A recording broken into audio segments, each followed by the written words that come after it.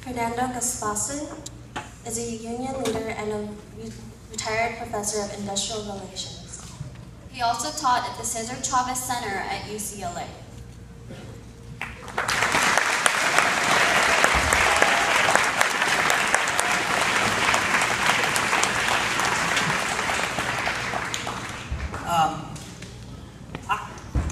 I came here with this sort of a prepared rap. I mean, it seems that Ron and Johnny and I have been on the stage or common speaking around the state this past year, a couple of years now, I guess. But I was looking at what's happening here, and I was wondering, is something special happening at the New Haven Unified School District? I'm wondering about that because, you know, I've been in the union movement for 50 years.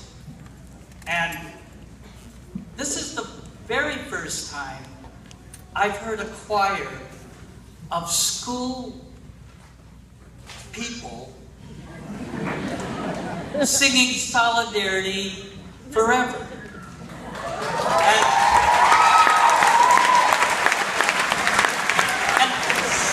And not only are they singing Solidarity Forever, but do you know that 99% of the union folks in the United States don't know anything except the chorus?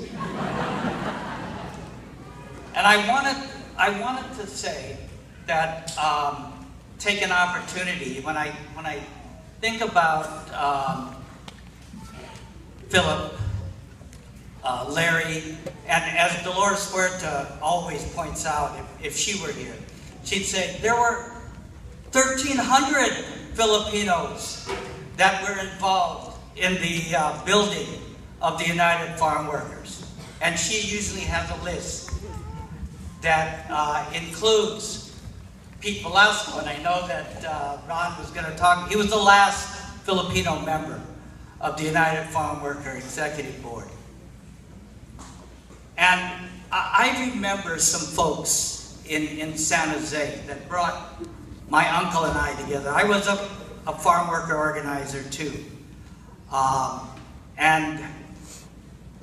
Fred Hirsch and his wife Jenny and their close friend Sophie Mendoza, who's now passed away, and Jenny's passed away too, is that they always brought, when they talked about Philip, they talked about the work that he did not only as a union organizer. He organized tomato workers before the farm workers, before AWOC.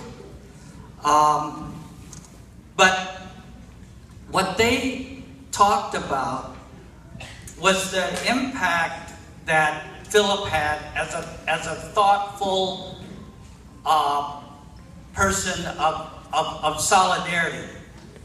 As a young child in Stockton, Philip used to talk, particularly to me, about how it was so important that we continue to fight for democracy. Because what happens in a society such as ours is that there can be a time when people begin to blame others for the overall problems of society. And he said we always had to defend working people. We always had to defend immigrants, lest they be scapegoated. And it seems that something here, I wonder what's going on here in the New Haven Unified School District. I came from around here. I used to hang out in Alvarado when the streets were all still gravel. And the thing is that the Filipino Community Center, I don't even know if it's here anymore, is a place where I grew up as a young person. And today, I wanted to just briefly speak a little bit about Philip. He has many friends in Union City. And I wanted to make sure that people knew that he was born on Christmas, 1904. He was born in Suang, Ilocos in the Philippines. He came to the United States in 1926. And like so many other immigrants, he came with the idea of making a better life, of someday returning to the Philippines. He never made it. But what he found here was a country that was divided around issues of race. And Ron covered a lot of this before, but when Philip used to talk to me, he talked about how it was that Filipinos couldn't eat where white people ate. We all learned what takeout meant. And as a farm worker organizer, we certainly understood what takeout meant.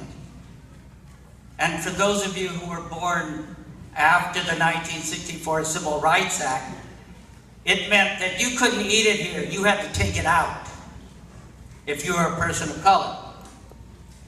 The same thing, that famous photo that Ron spoke about no Filipinos, but he forgot the other line, no Filipinos or dogs allowed here. Right. Yeah. And so Philip was a role model to generations of young people, particularly young people of color.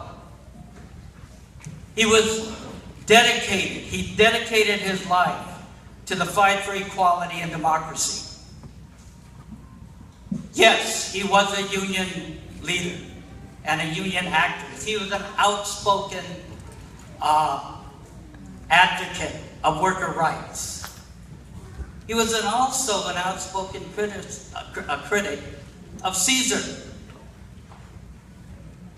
And when he left the Union, Philip made contributions as a speaker and an inspiration to students throughout the United States. He spent a lot of time in this area. He helped to champion a nationwide fight against the racist Bakke decision. But most of all, he was known as the co-chair of the International Committee to End Martial Law in the Philippines, and he helped to end the dictatorship of Fer-Nando Marcos.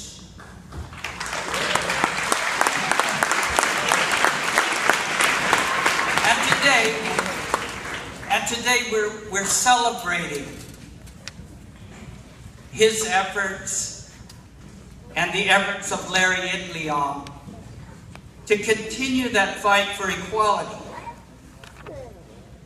And when the young people spoke and sang of solidarity, it brings to mind a continued fight that we, as justice-minded people, will have to fight.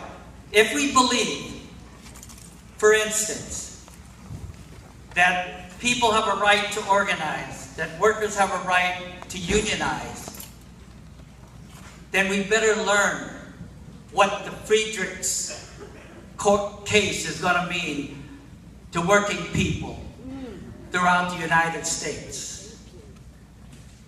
It's a case that could devastate the American Union movement.